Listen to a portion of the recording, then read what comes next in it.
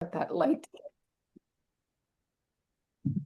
Hi, welcome to the PhD Journey Unplugged podcast. I'm Dr. Sarah Gordon, and as you can see, I have a guest with me today, Lori Roe. And hi, Lori. Hi.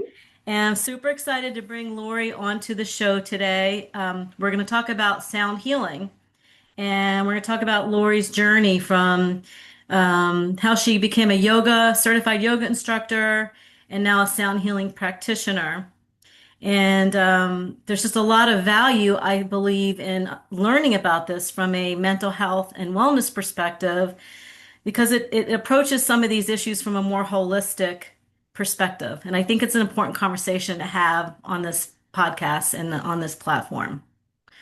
Before I get started, it's really important for me to always mention that all the information on this podcast is for informational purposes only and should not be considered professional advice. So I just want to make that clear.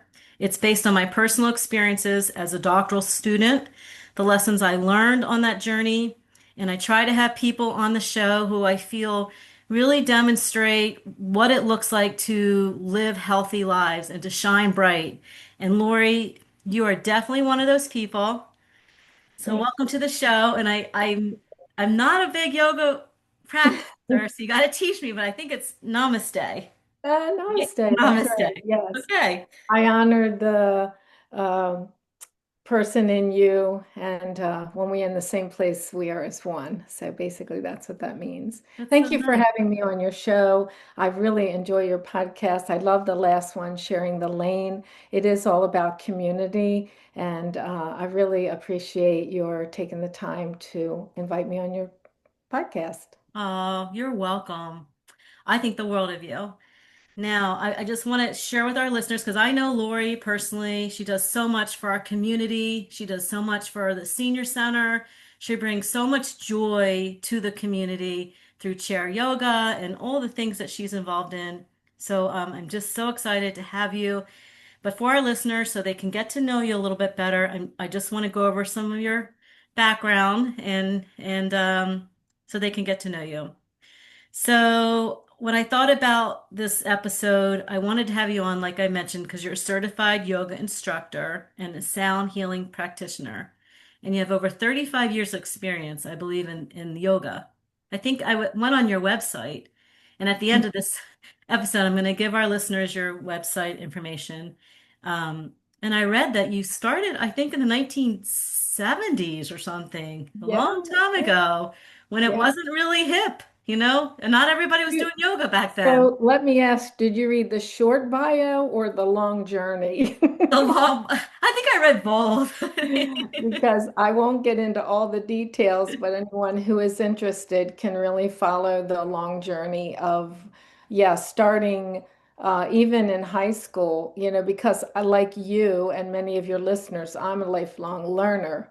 Mhm. I've always been interested in self-awareness and health and well-being, even Mhm. at an early age. So, And I uh, love that because, 35 years ago, I mean, I feel like enlightened people were doing the yoga. They saw that it was so good for your overall health and well-being. And then it's just taken off to where, you know, most athletes, most people like are either doing it, know about it, or want to do it. I wanted to mention that your background, you have a education and public education and a master's degree in instruction. So I know you've been a teacher in a lot of different ways. So um, I love that how you've used your curriculum, you know, background in terms of teaching and instruction and how you now bring that into this arena of wellness and health. So I think that's great. So you're passionate about yoga as a holistic practice, encompassing breath work, meditation, and a mindful lifestyle. Principles that promote harmony within your body, mind, and spirit. I need you, Lori. I need to learn to. It is a journey. I mean, you start, I've always been a seeker of this. And, it started with finding a book in the library written by Paramahansa Yogananda, Autobiography of a Yogi. And it piqued my interest. And of course, so he had a home course because yoga classes, they weren't popular. And I subscribed and I was teaching myself, through the written way. And then, of course, Lillian Folis was on PBS and I looked forward to her. That was my first like virtual yoga class. It was on TV and it was before sticky mats. So yeah, it's been a long time, but as we are active in our own pursuit of what we're, destined to fulfill in our life, our goals, our pathway. We also get sidetracked by real life, having a family, having a career. My passion has been yoga, but it's always been part-time. It was always part-time. I sought educational pathway and it took me around the world. I had a lot of experiences. It was great. But all the time, all the while, I was just doing little tinkering with yoga and studying with people. And I grew up in the DC area in Baltimore, and all my training or all my interest was back there seeking out in the DC area because they've been in a very long time since the 70s. And then I moved to the beach and there were no yoga classes, but I was a full-time teacher. So I taught at Cape Henlopen School District for 33 years. And I found there was one class at the YMCA. So I joined. And again, it was part-time. And then when that teacher left, I said, "Oh, well, who's going to teach yoga?" And she said, "You are." And I was like, "Okay." I was a teacher, but I wasn't ready to do that. And that was before the certifications and everything. But then, fast forward to today, I moved to the beach and started working with my friends and traveling and doing all that. So trying to fulfill my purpose. And then when I retired, of course, COVID, I retired just before COVID pandemic, and all of my teachers from the DC area were online. So I rekindled my studies. It's almost like pursuing a PhD. I went for my 500 level advanced training and traveled back to the Annapolis area. And anyway, so here we are. And then I'll get into how I got my first bowl. Well, it's interesting. I always say the key to success is being adaptable. And COVID really pushed us into a whole new way of thinking about interacting with people. I talk about on episode Mhm. 31 about creating community through Zoom and how Zoom Yeah. really took off during COVID. And people Mhm. who were in the health promotion space, personal trainers, yoga instructors, even therapists and counseling, all had to move on to these platforms to continue to teach and educate. So that I always say that COVID was a mass disruptor, but in some good ways too. Open up new ways to, Absolutely. It reconnected me to my community back at the yeah. DC area. So And these are master teachers, and they traveled to India, studied with BKS Iyengar, and I was privileged to study with them. And I still am studying. I have one teacher that I'm studying with every week, and I haven't actually met her in person.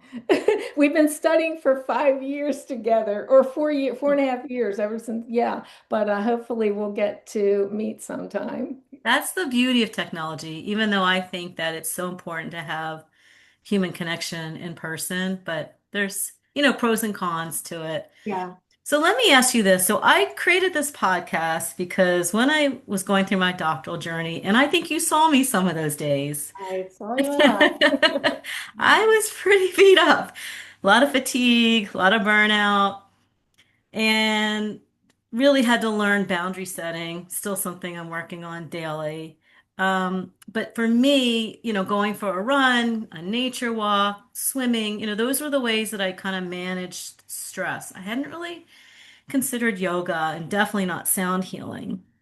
So, what do you say to somebody like myself who's working towards some big goal, whether it's their doctorate, it's an academic goal, athletic goal, even in the professional world? Why is yoga? Let's just start with yoga and then we'll get to sound healing. Why is yoga important? What does it do? What can it do for us? Well, number one, it definitely reduces stress and anxiety because you're put into. Now, there are many types of yoga, so Okay.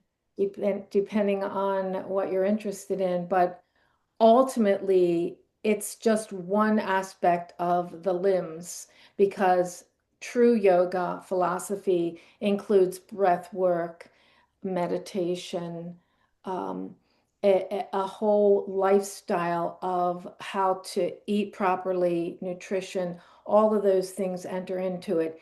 It's not, yoga becomes part of your life. It's not just I love nature, and believe me, that is Right. really a great way to reduce stress. And I think that your the level of activity absolutely works to release that and balance your cortisone and all that. But with yoga in an evolution, and I see this with my seniors because we and again we get busy. You get up. It's taken me 40 over 40 years to really get serious about my own practice because going to a class is one thing, but then that's like going to Pilates. If you just do it and then you come home and you don't do it, then you lose that whatever you gain. So I think what's today more people, well, let's look at it this way. We live in a very fast-paced, tech-driven, noisy world full of stimulation, and it's hard to shut off. People are multitasking, but I really try to inspire my seniors to monotask. Oh, I like Drink that that. cup, drink that cup of tea and do nothing else. Don't sit in front of the TV. Don't. It's so hard to still ourselves, and yoga helps to bring that stillness within. It helps to clear the mind. The Yoga Sutras, which is a philosophy from ancient sage Patanjali years ago, thousands of years ago, uh, he put together like 146, 7 aphorisms about yoga. And then there's the Bhagavad Gita and all those books. So I've been part of what's called Svadhyaya is the study. So I'm a student of yoga. I study every day, like you study your craft. And so the first sutra, the very first sutra says, yoga is the cessation of thought, chitta vitra nirada, which is the Sanskrit for empty the mind. And that's hard to do. But I know even when you swim, you're thinking. So Very I hard. invite you, and we'll talk about sound healing because I'm at the next level now. I mean, yoga was the just the kickboard. It was like the launching of true self-realization for me. And Lori, as you're talking, I started today because I went out for a run earlier. I'm trying to get the things organized in the house, getting organized, blah, blah. And as you're talking, I can already feel I'm just starting to calm down a little bit. And we well, haven't and even that done is anything. okay. Well, I'm jumping way ahead of myself, but that's the phenomenon of entrainment. And I'll tell Entrainment. you a little story because uh, powerful vibrations can be they can affect other objects. Everything's a vibration. So Okay. I'll get into this a little bit. Everyone has a vibration, and on the atomic level, everything has atoms that are moving, but you may not see them moving. And so our vibrations are a signature of our health. And just like an instrument that's constantly used, it gets out of tune. So do we. We get out of tune with our harmony, our vibrational harmony with other people. But entrainment is when you pick up the vibrations and you're in harmony with the other person. Oh, I love And that. even through Zoom. So here's a story. This is a true story. I just finished reading this book. Oh, it's on my Kindle. Because I have to do book reports, and I just finished my book report because I have several book reports due for my certification. And it's the sound healing for beginners. And in it, it talks about this experiment conducted by a Dutch physicist named Christian Huygens. He invented the grandfather pendulum clock. And he arranged a full room of clocks, various sizes, and they all had pendulums and they were all swinging at different rhythms. The next day, he came into the room, they were all locked in step with the largest clock in the The clocks did that themselves? yes. That is, it's the point is that our biological rhythms are also subject to entrainment. Isn't that Hmm, amazing? Yeah. that's fascinating, really. And I thought so too. And then I, there's another story about the Benedictine monks. Um, and I can't remember the details, but they have the Gregorian chant and they chant, several hours a day because chanting is vibration and for days in a row. And then they had some person come in and said, "Well, we have other things to do. We're not going to chant this much anymore." And they all started having a lot of fatigue and tired. And they brought in some nutritionalists and they said, "We're going to change your diets. Why are you feeling really lethargic?" And they found that it was because they stopped chanting so much. Nothing. And it was noted in this book that sound is an energetic nutrient. Can Wow. you say that? I An mean, you know that. energetic nutrient. Yeah. I love that. When I was studying and getting ready for this episode today, I wrote down a list of some statements about sound. I'll wait till the end to share them, but I love that energetic nutrient because we live in a very loud world, and it isn't necessarily the sound that we need to bring peace into our life. So that's a good segue into why don't you tell us what is sound healing? So it's a therapeutic practice that uses vibrations produced by instruments such as singing bowls. And there's different kinds of singing bowls. I use the metal singing bowls. They're handcrafted by the monks of Nepal. There are also crystal singing bowls that produce very different tones and pitches. They have deep uh, harmonic tones, and they actually just promote relaxation and well, just health and well-being. Hmm.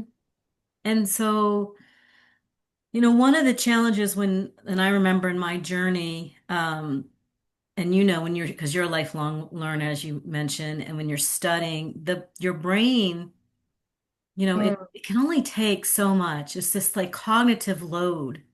hmm. And if you don't do things to balance it, that's Yep. really leads you towards burnout and just really can wear down your health and your wellness. And so for me, and I've talked about it on some of my episodes, I shared some of my poetry. For me, that was an outlet to kind of balance my thinking, have more creative expression. Yep. But I think, something like sound healing too can allow your brain to just kind of relax a little bit and Well, balance yeah, the there's absolutely intensity.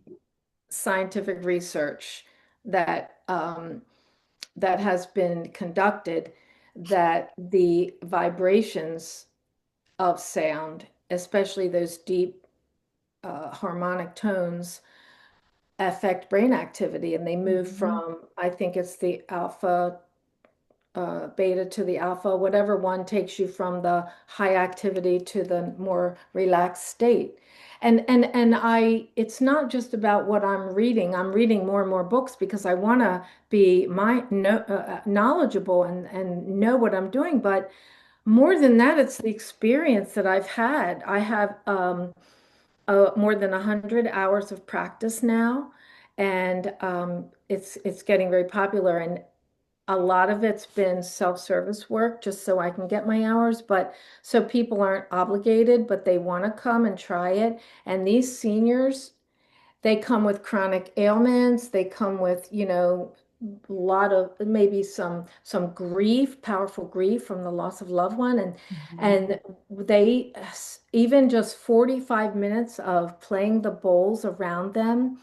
I see people leaving and they say, I feel lighter, I feel more relaxed. I mean, they're telling me It's how amazing.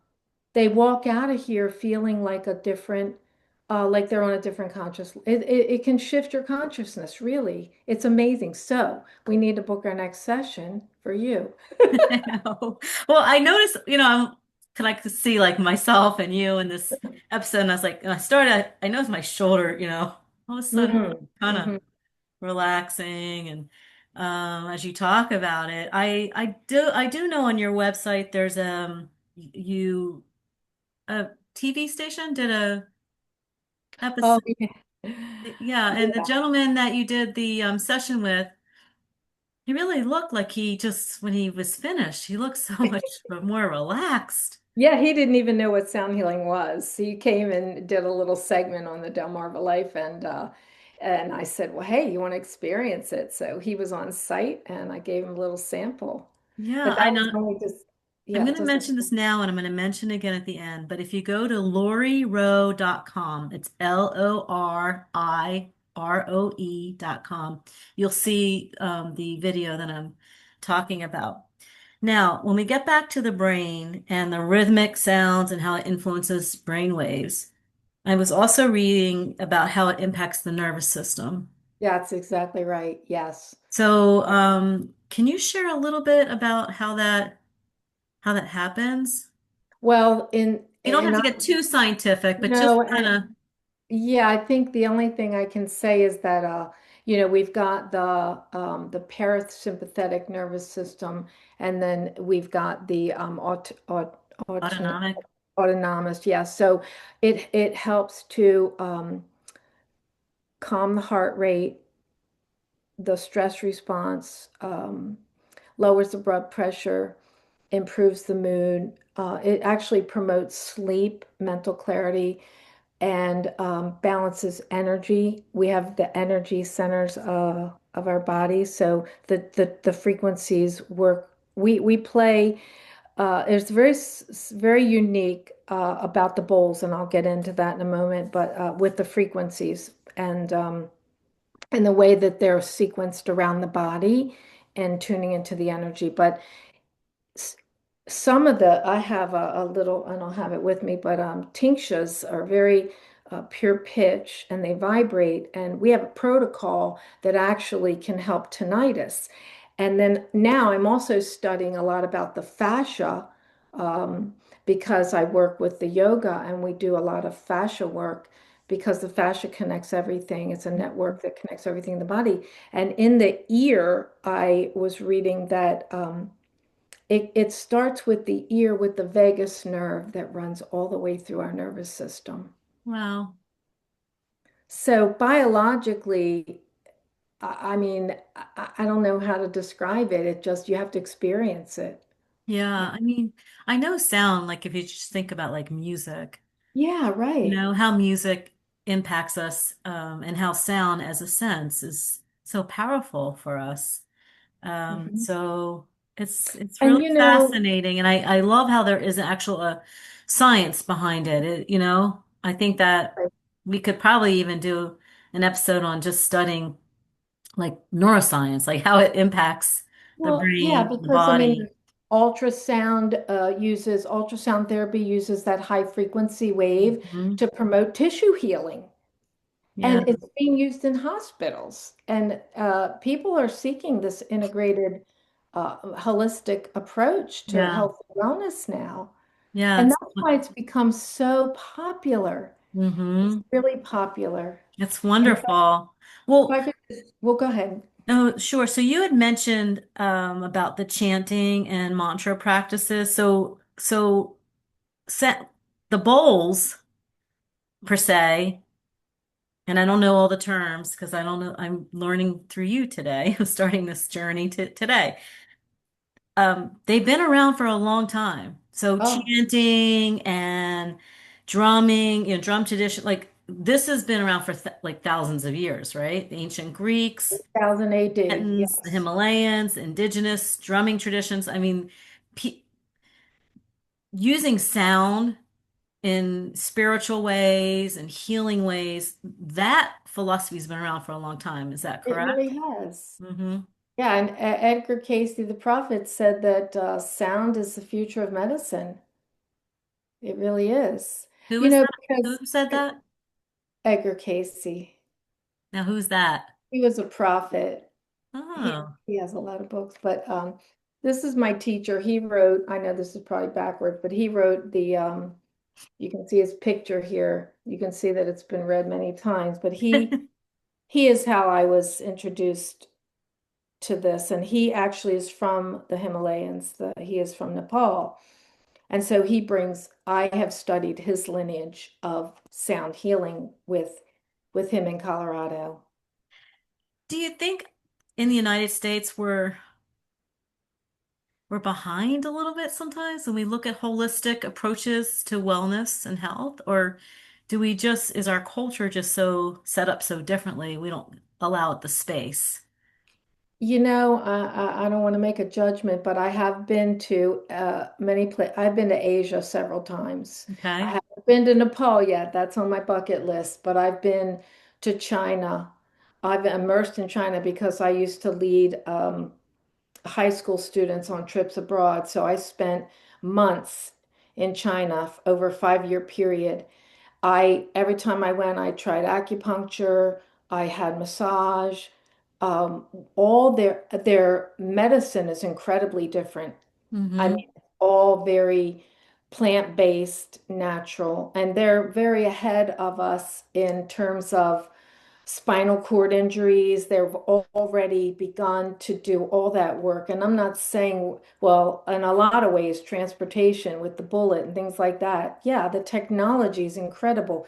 And in Japan, the same, they have the bowls, they have gongs, they have all this over there. And I know my teacher just got back from South Korea and he's doing training. He does training all around the world, but it's becoming more and more popular here, which is good. There is a movement, I always call it the underground movement because I was always seeking that community in this area. Where are they? Where are the yogis and the yoginis?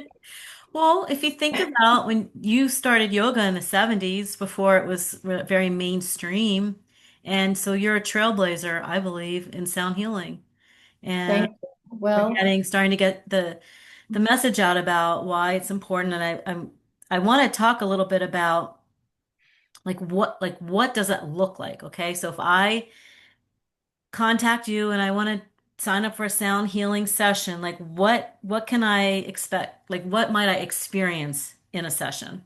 okay, well, there's two approaches Okay. actually. There are group sound healings, which again, that entrainment, where if you're in a group, this is why I love the seniors at the Cheer Center. And I told them this the other day, I have to turn people away, and I'm teaching twice a week, and we can only fit 30 in the group. But I've been doing that, and that I have learned so much from them, and our community is so amazing. And I said, it's because when you come in this room, and they're chatty during the full moon and all, but they get very in sync with one another, and we have just a beautiful harmony when they leave the room and they give me feedback. So there's group sound healing where you can get a couple of your friends together and you lie down. You're usually in a supine position, but you don't have to be frozen like a statue. If you need to move and turn to your side, some people are more comfortable on their stomach, but generally we start on a mat, blanket, bolsters, pillows, eye bags, really comfortable in a comfortable room. And you're usually lying with your head facing my setup, which I can show you at the end. And I would like to talk about the bowls a little bit more because they're very Absolutely. significant in how they're made and how they're played. But the bowls are set up in a specific manner. And then a lot of people play bowls intuitively, and that is where we end up growing into. And I started that way because I didn't know what I was doing when I got my first little bowl. But then when I built my family of bowls, so you're lying there, this is a group, and I will begin. Well, we always begin with an intention. It's very important to set the intention. That's the most important thing. So you might have a healing intention or maybe even intention for someone else or some other level of your life. And then I just invite you to take a few breaths and then you relax and then I play the bowls. And the way that I've been taught to play the bowls and I've learned is very different from I've been to a lot of sound healings and some people are very heavy with their mallets. We have to invite the sound softly and wait 5 seconds because y- you'll hear different levels of vibrations. You'll feel the vibrations. You don't have to hear it. Actually, if I played the bowls, you wouldn't have to hear it. You would maybe, I don't know how that works through Zoom, but No, but you're giving the brain a chance to process. correct. You're giving And it some we space to settle on in. the last bowl, and I've learned 10 protocols, but I do get the intuitive. I play intuitively, especially on the body, but then we let the sound just dissipate Hmm. because silence is where we find the stillness. Hmm. Really, even in your body, you're still having sounds. So it's really interesting. I've studied breath work for 4.5 years, and we're still learning how to still our mind through the breath work. So you will just, some people go to sleep. Yeah, I made a Other couple notes like you can experience a deep sense, a deep rest, a sense of deep rest. very deep breaths. Yes, I've Um, witnessed people start to snore a little bit or make some sighs, or just relax the make some. body. Now, let me explain the other way of doing it. Sure. That's for the group. And then at the end, we come out of, I do try with small groups. I will bring a bowl. I have a body bowl and I will place it on your body. Hmm. And then I will play the bowl and it vibrates. It's fascinating. Yeah. And then you'll feel that vibration penetrate the skin and the fascia and work on the nervous system. So then there's individual therapy, which is what I love. That's when you can either lie on the floor comfortably or get on a massage table. I usually have a little heating pad and make it really comfortable with a bolster under your knees. You could start supine or prone. And the bowls are set up. B is at the crown. This is the energy center that resonates with the note B. And then we go around the body E, A, D, G, C, F is at the feet. That's the root. And so the bowls are played around the body. And then one of the protocols that's most delicious is warm water therapy, putting warm water in the bowl Hmm. and placing it on your body and then vibrating.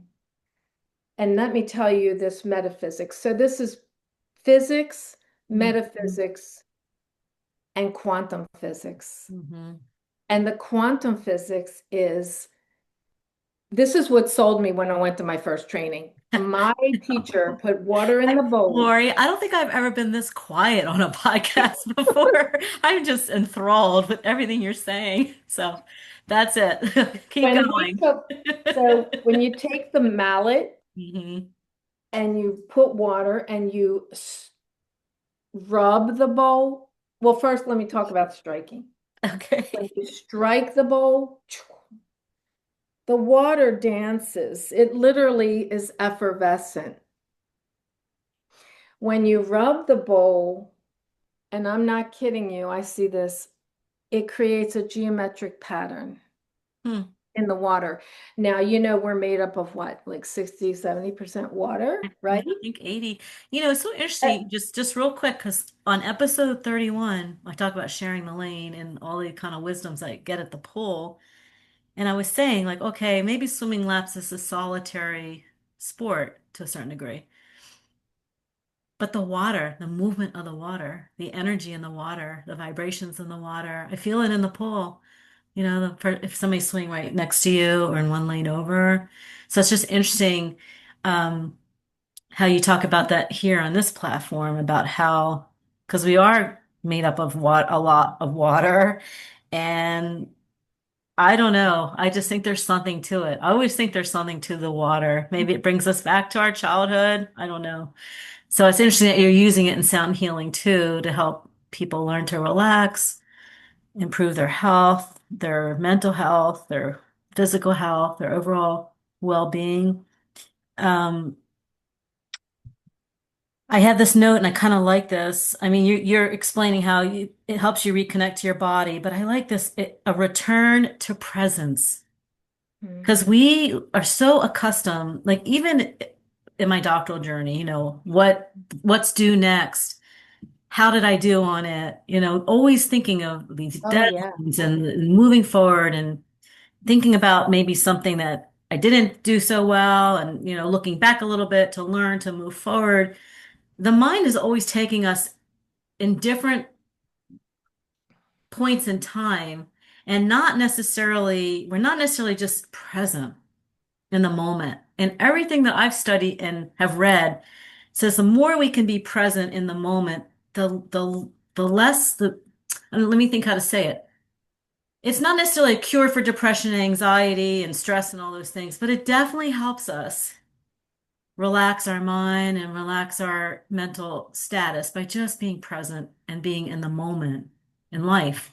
And so maybe that's what's happening here It in sound absolutely healing. is, Sarah, because it got to the point where I was learning these protocols and I thought, well, I'm just going to set the bowls out in this is my room, this is my yoga room, my Mhm. office, my sound healing. And I started practicing with the bowls. And in this book, he gives you a lot of ways to do it. And I do have a bit of a hearing loss. So one of the things I do in the morning. And so let me say this, struggling with meditation, a lot of people just cannot be present.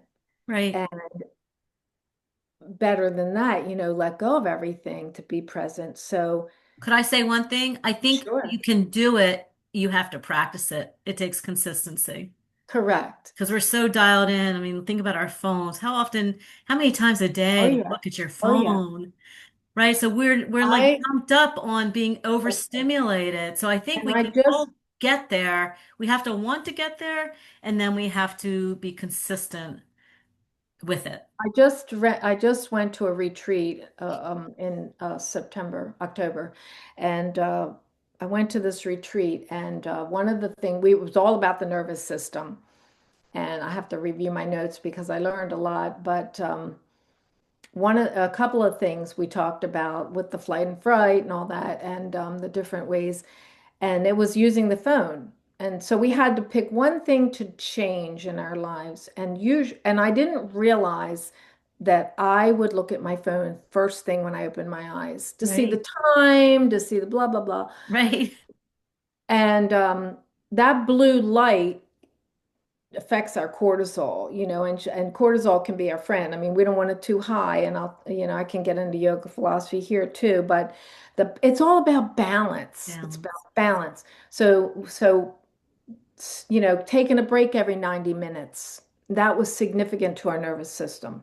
Hmm. So those are the two things those were my takeaways. I'm not going to look at my phone first thing. I'm going to get out in the bright sunlight. I'm going to open my blinds first, and because you can get caught up and that takes you away from doing the meditation. Right. Because once I'm in the kitchen and I see what I had, and then I have laundry and I'm in the bathroom, and then then I'm doing other things.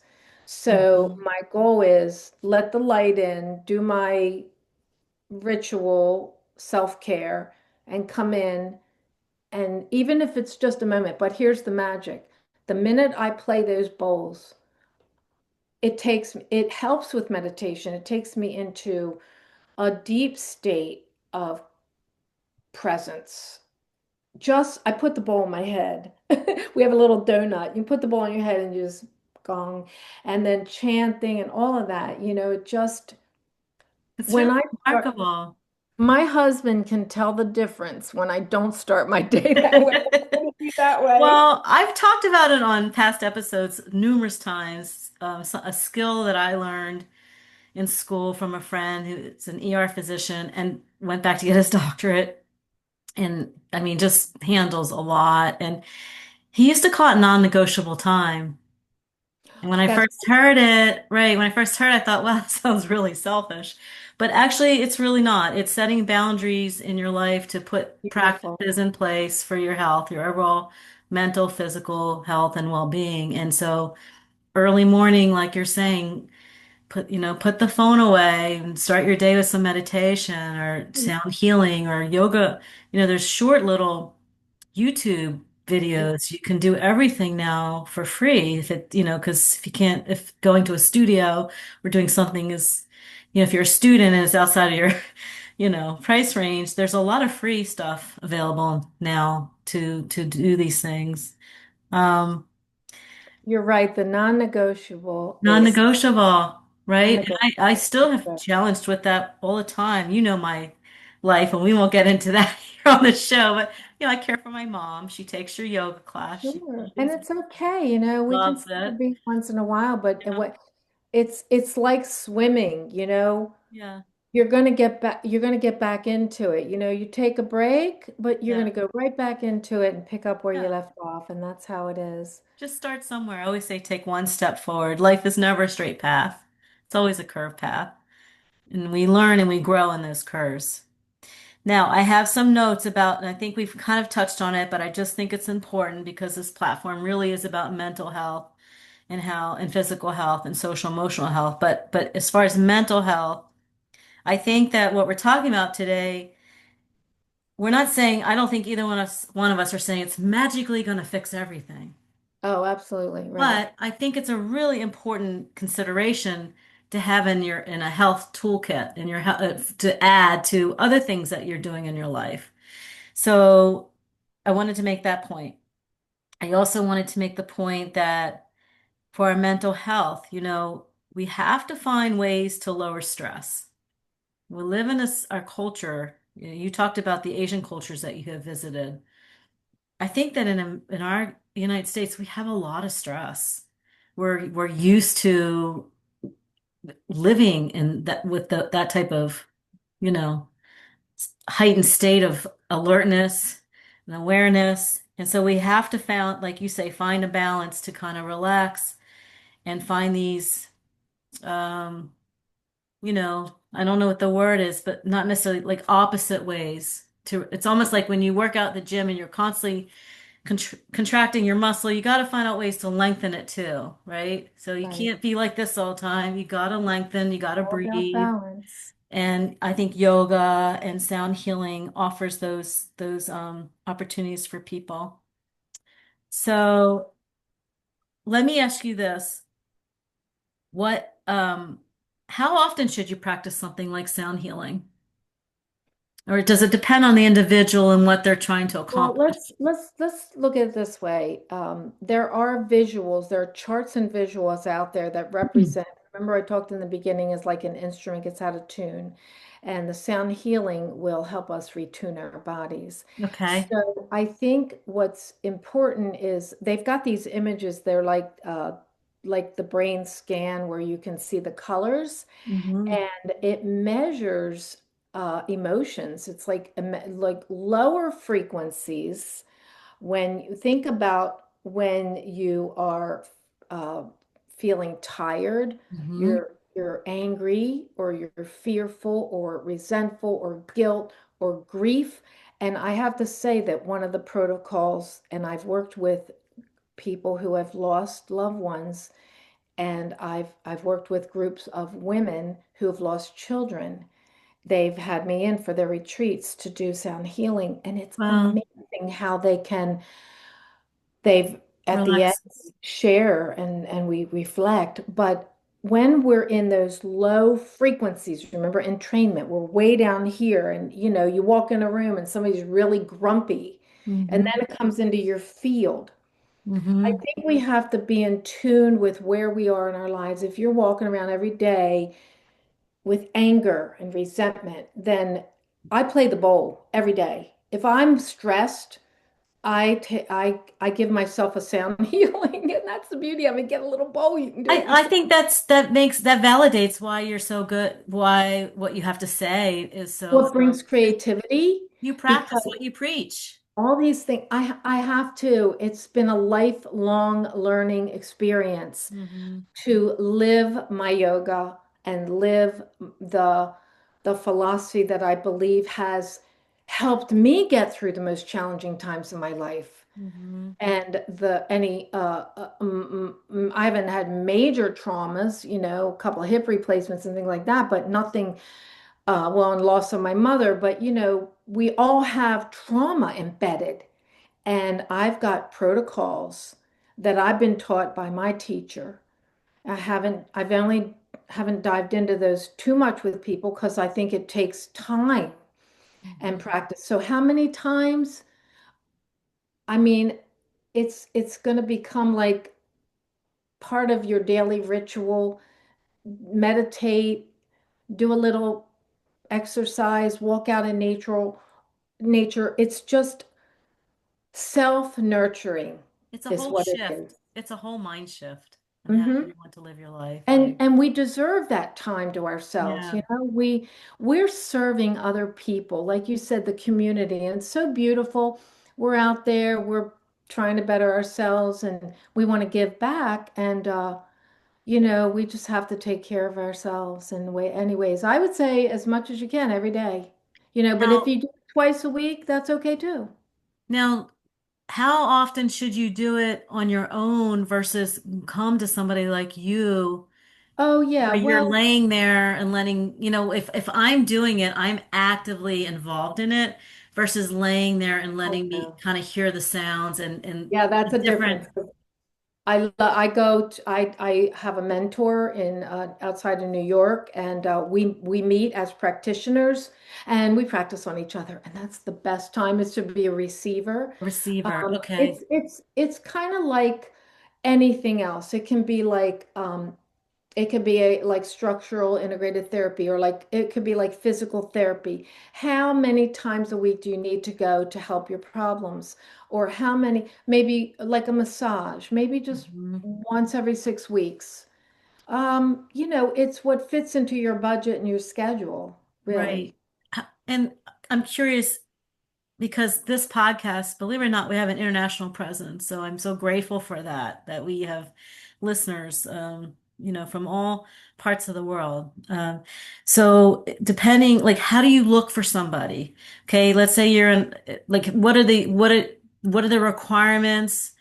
How do you know that you're getting somebody that is really knows what they're doing and Yeah, is sound healing at that point now? interesting. You know, Well, that's really interesting. I question just like anything else. You uh, can't get your doctorate overnight. You just right. can't. It's Oh I mean, no. maybe some schools push you through and take your money, No. but Maybe 4 years, but most people it's a 5 to lifetime. 10 years actually. Yes. And so, okay, I started 4 years ago, my first training, then another second training, third training, over 100 hours. I mean, I think it amazes me when I see online people are getting certified in 14 days. I don't get it, but So is that the first question? If you're interested, no. I don't know where you are, listening to this today. Would one of the first questions be to ask how long have you been studying sound healing? Yeah, I would think it would be just, I Okay. wouldn't want to judge anyone. I actually just joined an international Facebook group of sound healers, and I almost quit because I was like, these questions they're asking are like, are you serious? Like, but then some of the feedback is really good. So I stayed in the group because there are some experience. I think you need to get a note, this is like a teacher.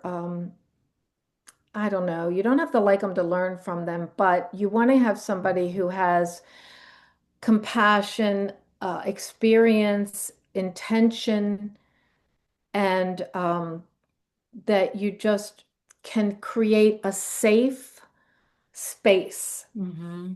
for you to relax I love because the that. healing will happen. We don't fix people. We're not, I don't claim to be, going to cure you, but what I will do is provide the experience for you to feel what your body needs to Yeah. feel, take you Let you through. learn what it feels like to let your body relax.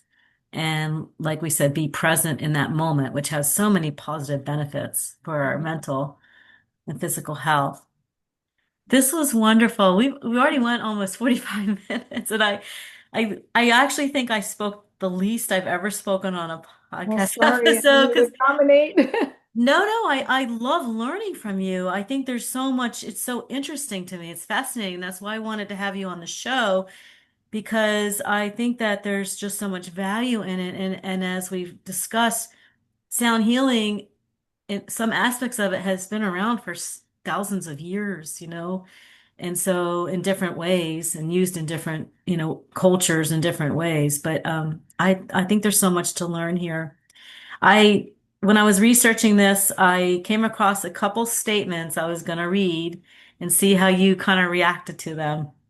And then Okay, we'll get ready to wrap up here. Okay, this one I actually loved. Sound is universal. It doesn't ask you to believe in anything. It simply invites you to listen. beautiful. It's really what it's about, isn't it? It is. Yeah, I love that. And then here's another one. Sound meets you exactly where you Oh, are and then gently shows you where you could go. beautiful. I And love that that too. one makes me a little teary-eyed because I Yeah, think about when you talk about grief and talking about with older adults and so many, have lost loved ones. Maybe they've been married for 50, 60 years. That's a lot to handle as you get older and your body's changing and there's so many other things going on. And, if you can help them heal and move them forward. It's a beautiful thing that you're doing for the community. I also was thinking, and I don't know if you've experienced this, but what about cancer, people who are going through cancer or cancer survivors? absolutely. My teacher has worked with cancer. I think there's a lot of opportunity there. And even in hospices, Hmm. I know that a friend in Philadelphia, it works in taking the bowls into those who are, nearing their end of life. And it's very comforting. It's just very, Yeah, so many wonderful benefits to it. Stillness isn't forced, it's revealed. Sound simply clears the way. that's what it's And we about. talked about that. We talked about that today, about learning to just sit and be still. We are not a culture of that. In fact, I would say maybe people even look at it as being lazy. But I always say there's so much to learn in just a pause and so much reflection and peace and harmony and all kinds of good things that we need. If we're going to go out there and work our hardest and be the best versions of ourselves, we need to have some type of balance. And yoga and breath. We didn't really talk about breath work, and I would love to learn more about that too. And sound Well, healing is all part of source this. of life. Yeah. What did you, excuse me? It's source of life, right? Without Well, breath, yes, I guess the so. energy that we need Without to it, we. live. So, all right. Well, let me mention your website again. It's loriroe.com, LORIROE.com. We wanted to try to give you an experience with the bowls, but our technology just isn't there. So, when we figure that out, maybe we'll do a follow-up episode and you'll do a That'd be great. sound healing, session with all of us. And yeah, anything else you'd like to share? I'm so grateful that you came on. You have so much I'm knowledge. humbled to be here. I'm very grateful to you to give Uh, me this opportunity. I didn't talk about the perfect fist, the way that the bowls are designed to resonate with one another. But it is I'm not a musical person, but it's a fascinating thing that the way that the notes are arranged is in perfect fifths, and it creates a harmony that induces relaxation. For What is example, that it's word? What is that word you're using? perfect fifths. It's seven semitones between Okay, the notes, like a C and a G, I think it is. And that's the sequence that we sometimes use that really induces that relaxation. that's So interesting. When we talk about harmony and you talk about we exactly. have our vibration, we have our energy. It's interesting to think about, and you said it like when I started, I was a little bit, Mhm. coming in a little bit wound up, and then I kind of started to relax listening to your beautiful voice, relaxing voice. And that's interesting how the bowls too work together in that vibration and Sarah, synergistic. you emit a very positive radiance around you. Your Uh, smile, Thank you. your enthusiasm, and I wish you so much success with your podcast. I subscribe to everyone across the board. Thank Heart, you. Spotify, Apple, and what's the other one? YouTube. Okay. Them all. Thank you. I Yes, won't I miss. was surprised. There's lots of free, this is a free resource. It's my way of giving back to help others because at one point I did kind of lose my health in the PhD journey. And so I don't ever want anybody to go through what I went through. So this is my way of helping other people. There's lots of free RSS feeds, is what they're called. And so I wasn't familiar with them, but there's lots of them. So all you need to do is look if you put in the Peachy Journey Unplugged on Google, you'll see lots of different opportunities to listen to it. So thank you so much, Lori, for Thank coming you, on the Lord. show. I learned so much from you. Namaste. Namaste. Take All care. right, everybody. I hope you enjoyed today as much as I did. Okay. Thank you. Bye bye. Bye bye.